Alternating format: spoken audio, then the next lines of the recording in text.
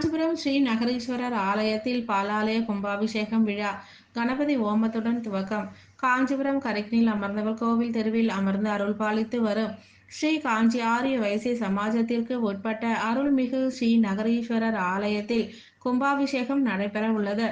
இதனை முன்னிட்டு பாலாலய விழா துவங்கியது. இதில் காலை கணபதி ஓமம், நவகிரக ஓமத்துடன் யாகசாலை பூஜை துவங்கியது. இதனைத் தொடர்ந்து சிறப்பு தீபாராதனை நடைபெற்று பக்தர்களுக்கு பிரசாதங்களும் அன்னதானங்களும் வழங்கப்பட்டது.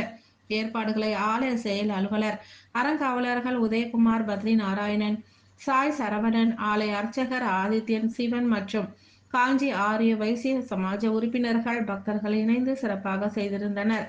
இதில் ஏராளமானோர் கலந்து கொண்டனர். இதனைத் தொடர்ந்து இன்று மாலை 2ஆம் கால யாகசாலை பூஜை நடைபெற்று நாளை காலை 7:30 முதல் 9 மணிக்குள் பாலாலயம் நடைபெற உள்ளது என தெரிவிக்கப்பட்டது.